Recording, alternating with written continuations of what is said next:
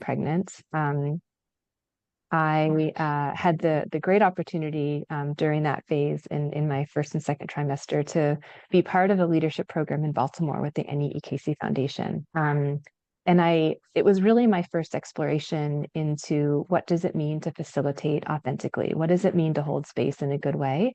What does it mean to bring people together in a way that shares power and creates opportunities to do transformational things, but maybe things that you don't identify right from the start.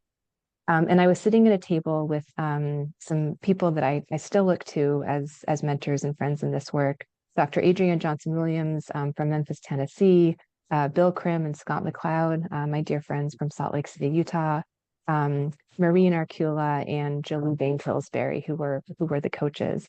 And we had this conversation on the question of, can you facilitate neutrally?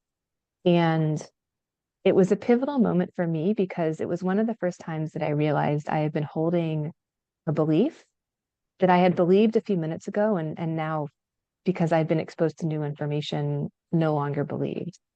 So the milestone was both realizing, no, I don't think you can actually hold space neutrally. We always bring bias in. And then more profoundly, it was the first moment where I sort of started to hold the question of what can I do to position myself to try to go into conversations ready to leave them different than I came in. And that's been a really powerful mindset to try to hold over these past years. Yeah, very powerful. That will be a challenge, I know, for me. How do we continue to enter challenge conversations and come out of them different? We had them coming in so beautiful. So as you reflect on some of those, were there any maybe surprises or really ones that really caused you to pause? And I think that last one about the facilitation maybe is one of them. But as you've been surprised, because surprises are nice in this process, true in your journey. I've been surprised so many times. You know, part of my early exposures when I moved out of direct service work and realized that I am, I think, in my soul and in my heart, a partnership builder. One of the surprises was that while sort of trained to believe that it's really important to hold a powerful transformational goal, like ending poverty, or in the case of my current role that I am in stewardship of right now, bringing poverty below 5% in Canada. One of the surprises has been that as important as I still believe it is to hold a really transformational North Star and one that you can't ever get to on your own, but that invites you into doing really radical collaboratively work with other people. The surprise has been that, and it feels silly to say it now, but that isn't the only goal that people hold when they're in a group. There are so many other goals that individual people hold when they're doing collaborative work. There are so many goals that people come together around, and so that, you know, subgroups within the group hold. And it was a surprise for me to realize that I hadn't known that all along, because it really shifted how I try to be in groups and how I try to convene and hold space when I'm in the role of doing that. To know that we all contain multitudes, and one of the ways that we all contain multitudes is that we hold different goals, and the progress that a group can make can really be slowed down if we can't find ways to hold the multiple interests and the multiple goals of the group, and hold the curiosity and build the relationships that can help us to expose what those are. Another surprise for me has been, and I mentioned to you a few moments ago that I'm really trying to be intentional about how I consume news right now. But a surprise for me has been, given my daily experiences of professionally and even in my local community, working with so many people who really do want to connect, who really are curious about each other, who may grapple with what that looks like, and who may, like me, make mistakes in how they show up to that work of connecting with other people and trying to understand what their different experiences have led to, and how it might lead them to having a different sort of view on things than I might have. That's my daily experience, is that people want to connect, and not just because connecting feels so good, but because connecting can help us build the collective power to address address big issues and move into really wonderful futures.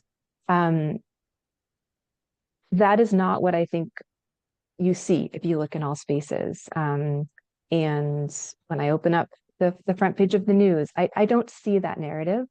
It is true that there's division out there, but I suppose the surprise has been that so much space is being taken up to say that the norm is the division and the polarization and the lack of ability to connect. Because my daily experiences, and when I get curious with other people and ask them about theirs, I know that others are having these experiences too, are that people do want to connect because it feels good, because it's a form of self-care, but also because it's a form of collective care and getting things done. Yeah, beautiful. There's so many things. Opening an app, a newspaper, or anything, those messages are definitely out there for us, what they're trying to move us into. So I'm curious, and this is maybe not really a curveball for you, but something that came to my mind is as all of us have been on these journeys, what have been some of your doubts and concerns as Mm. you've been on this, on this journey, some the things that maybe have gotten in the way, or anything that have been some of the doubts and concerns as you've been on this journey?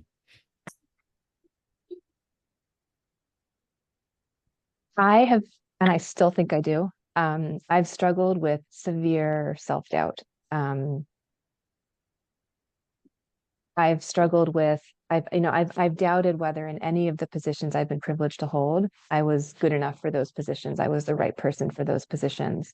When I was offered this job, I spent days trying to unconvince myself that they hadn't just run out of people on the list and had to settle on me for the role. There's a lot of things in our culture that tell us, that if you choose to let it, my husband's always reminded me we create our own energy. And when I let thoughts of self-doubt get into my head, I'm letting them live rent-free, and I have a choice to let something else live rent-free in my mind instead. But I'm not always great at canceling out the self-critique.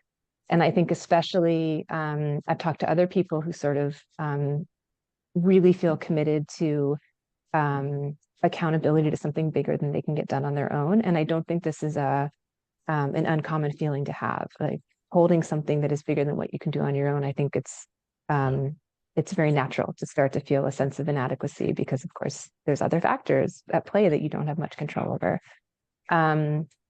So that has been, I just like that. That's been a doubt in self.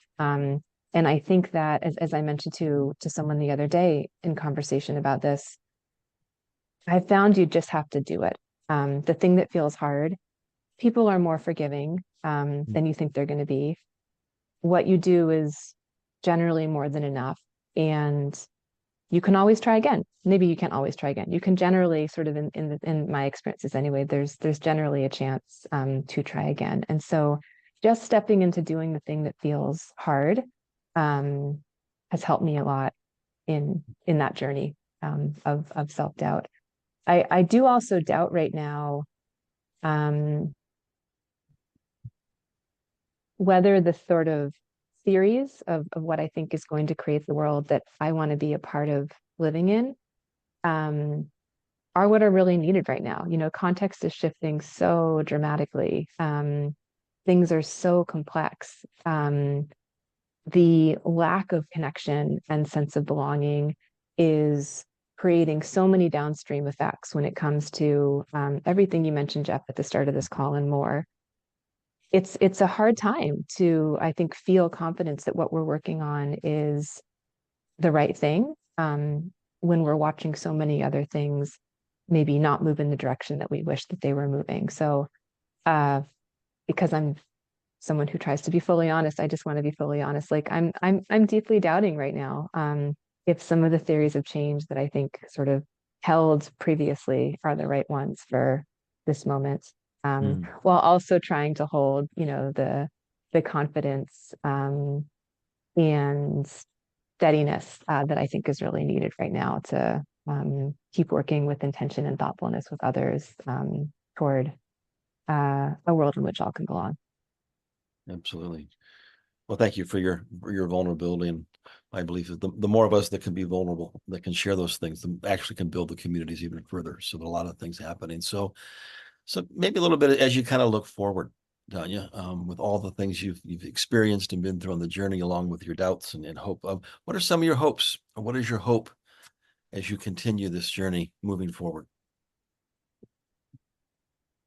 You know, my daily work at Tamarack involves collaboration in some deep ways, and then of course in more in some ways through the conversations I have with my colleagues. But relationship of some kind with more than 200 local collaboratives that are bringing together their businesses and their social sector and their governments, and people with lived experience of different kinds of oppression, to try to first really understand um, what abundance in the community could look like, why we're not there yet, and then to figure out what we can do together to get to a place of abundance for everyone in community.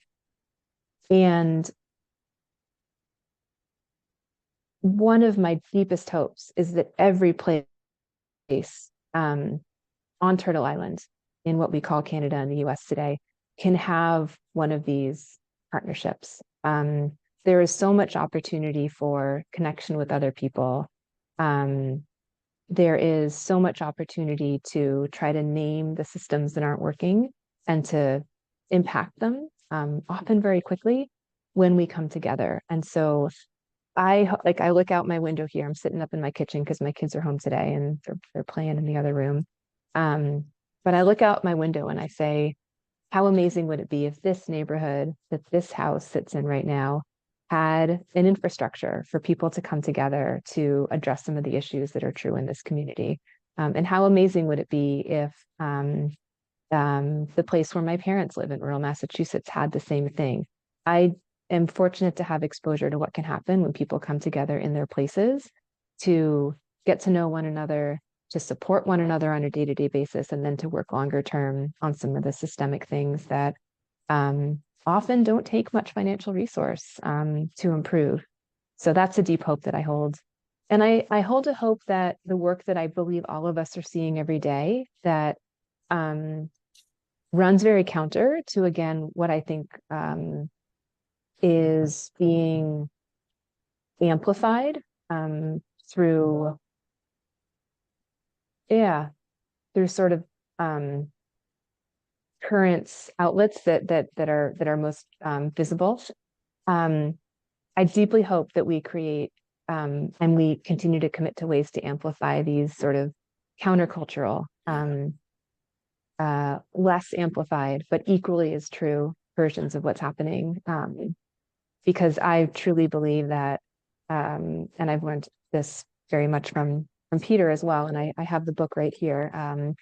But you know, it's a lot easier to follow the positive. It's a lot easier to follow the examples of what's right.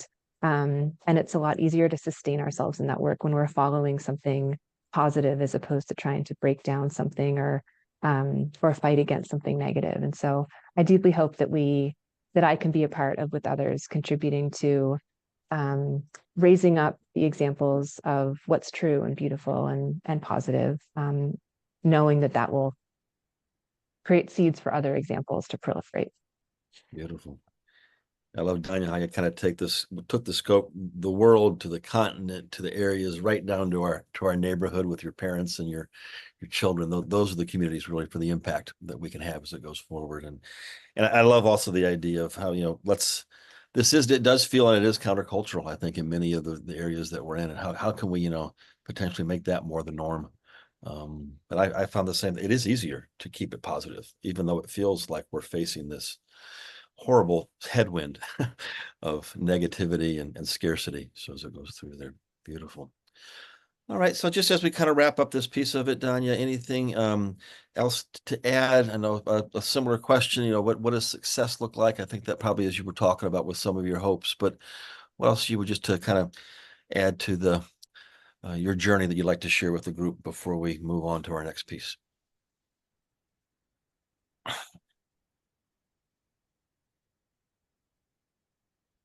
I've had someone who I um, deeply respect and keenly listen to,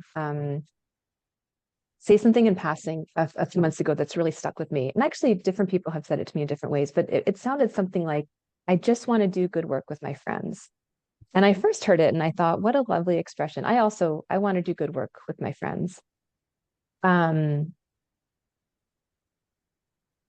I woke up a few weeks after I heard that, thinking about that expression somehow, maybe in my dreams, and realized I do want to do good work with my friends, but that's not enough. I also really think it's a moment to continue to try to be in relationship with people whose experiences have brought them into a different view of the world. And it's really hard and it takes a lot of emotional energy and other types of energy. But the hope that I have for myself is to continue to reserve a bit of energy to have conversations with people who, in many cases, have the same end goal, but whose experiences have led them to hold a different theory of how we get to that goal. I was sent something by a board member a few days ago about poverty, and the organization's approach to poverty is entirely antithetical to my approach to poverty. I believe that poverty is a policy choice. I believe that poverty exists because of systems that we've created. The point of view that was expressed was very different. And my first thought was, I'm very sad to see that. And my second thought was, I'm going to call someone from this organization and I'm going to see if we could have conversation, because I'd like to understand what brought them to thinking that poverty is the choice of individual people, without judgment. Yeah. And so that's a hope that I hold, is to, in this moment, make those small decisions to enter into conversations with people who I know think differently, and just to see what kind of, not even to define what comes with it, just because I know that that will have a benefit that'll be good for me. Absolutely. Love the curiosity piece of even those folks that we might disagree with. Absolutely. So, all right. Well, wonderful. So thank you so much for the sharing of your journey. All right. So just going to open it up here for a little while as we, before we close out. Any comments, thoughts? If you have specific questions or things of Danya, we don't like any kind of formal Q&A. It's way too formal. So let's interact as this larger small group gathers in the main room. Anything you'd like to share that came out of your small group, and in particular, what struck you about Danya's story as we move forward. So you can raise your electronic hand, start talking, whatever works for you in this process.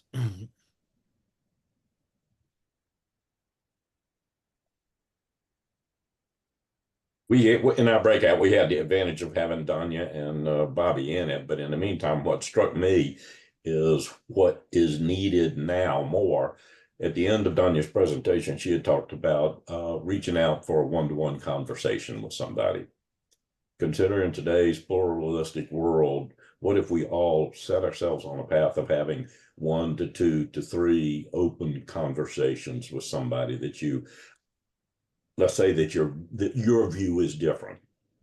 Collectively, your views are different. And can we at that point look at and talk about what are the possibilities? At the end, we were talking about it in our group, Peter Block's question about what can we create together that we can't create alone in that sense. Okay, trying to change today's world is going to take a lot of one-to-one conversations. Thank you, John.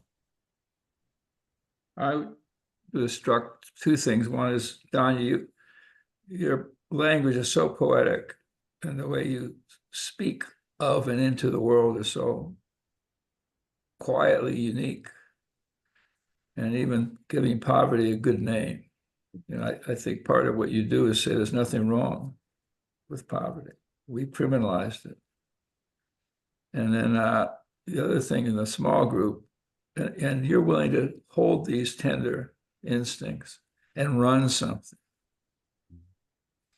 That's not an easy combination, because, you know, you are top management and all of us have issues with top management. So thank you for that. And then in the small group, just it's so hard for us to believe that we are our voices really count. And I like the notion there's nothing to argue about. And I don't care how you see the world, let's talk about things that matter. But I just feel that, Jenny, I thought what you said was so powerful that I'm tired of being on the edge and the periphery. It doesn't matter how successful I've been. You know, my life has worked. That's nice. Now, when are we going to do something useful? And so I just found inspiration from being with you all. I just wanted to say that, say thank you.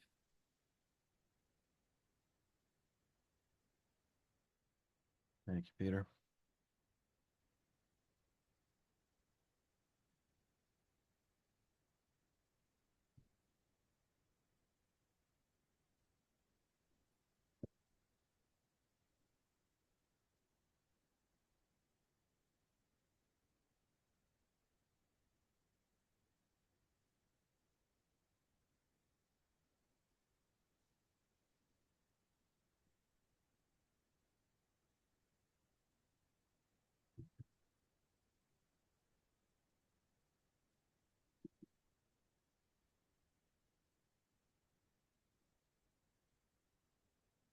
Struck me was there was so much talk about belonging and meaning. And what Danya was talking about, what is the path? How do we change?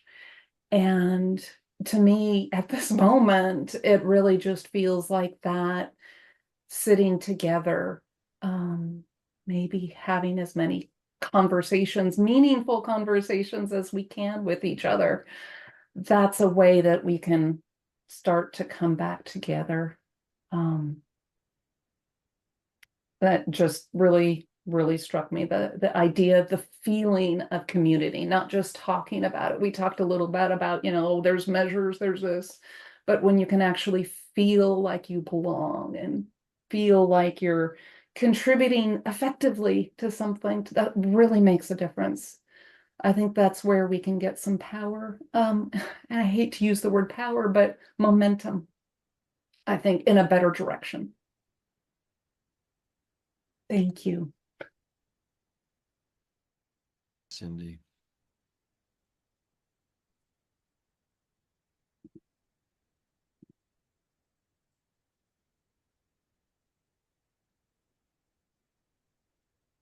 In our little breakout group, someone made a comment that will really stay with me about how overwhelming it can be to sort of look at all of the different things. And I'm just looking around this room, and one thing I'm taking away from this conversation is the opportunity that we have to loosely organize to address all the things in a way that are sustainable for us by using relationships like this to name what we're working on, to take our piece of it, and to just experience such hope and more completeness in knowing that other people are working on other bits of it. So thank you for that. I think sometimes I take on too much and therefore get very little done because there's too much. So the power of knowing that we're working on our issue while others that we're in relationship are working on other ones, I think you're reminding me will be so important in the time ahead. Thank you. A few folks have added some comments in the chat if you haven't been keeping up. So, as well as Danya has very graciously shared some links, articles to stay connected and to learn more. So another way we can build community when we leave this particular gathering is we learn from others. What else? Anybody wants to share, ask, comments as we begin to close out?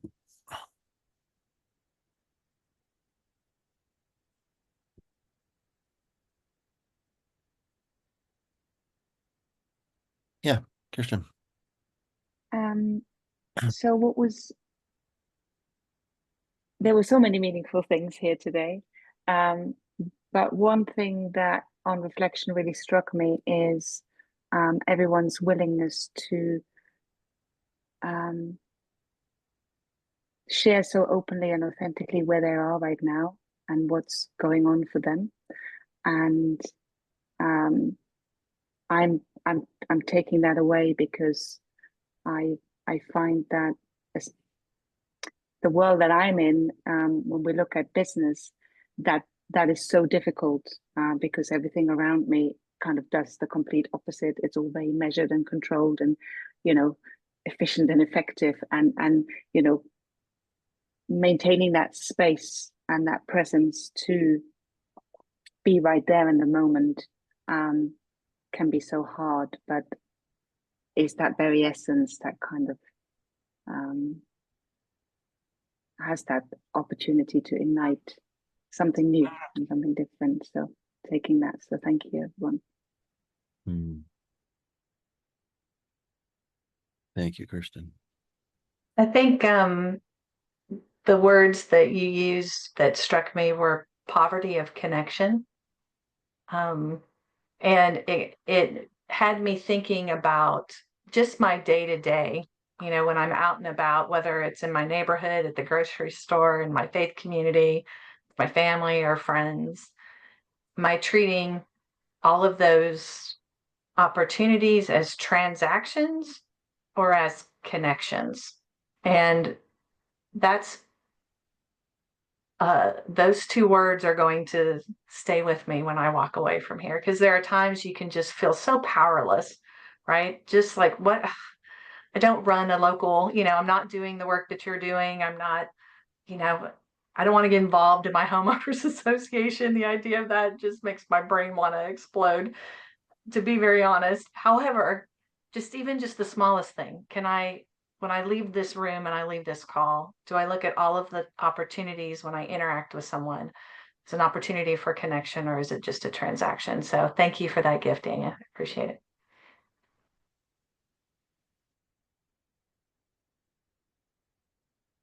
Thanks, Beverly.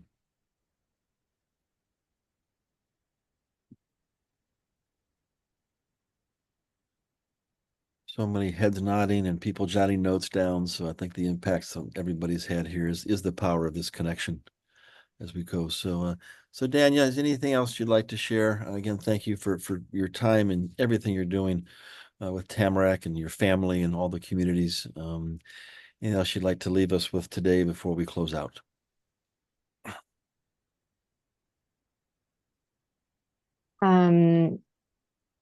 I was a bit nervous coming into this call. I don't know the group. I don't know the vibe. You all, many of you seem to know one another. And my energy has shifted dramatically over the course of the last however long we've had together. And it's because I feel such generosity of spirits, and humility and vulnerability and openness among all of you. And I'm just left with, this is the norm, this exists. And let's keep doing it, and let's keep talking about it. And Beverly, I so appreciate your point. I got to go out and buy milk later on today. I already went to the grocery store. I forgot to get milk, so I have to go back. But I'm going to treat that interaction, that set of interactions that I get to have when I do that, with the kind of grace and kindness and desire to foster belonging that you mentioned. So I just want to thank you all for shifting my energy, for being how you are in the world, because my strong hypothesis is that you're all treating other people with the same kind of generosity of spirits. And let's keep doing that, and let's stay in touch on the forms of oppression that we're working against. And I know that if we each do our part in conversation with another, we're going to get to a very different place than it feels like to me we are today. So thank you. Thank you so much, Danya. So as we close out, thank you for everybody's energy and being here in this community. We do meet monthly, so more stories coming, and really encourage you to, in between times, reach out, as Danya and Beverly is, to reach out in every encounter and make that a connection. And just if you've met some new friends today, reach out to them. And as we meet some new friends when we leave here, reach out and connect. So thank you all. Have a great and blessed rest of your day and weekend. And we will see you next time or somewhere in between. Bye-bye, folks. Thanks, Jeff. Thank you. Bye all. Thanks. Bye.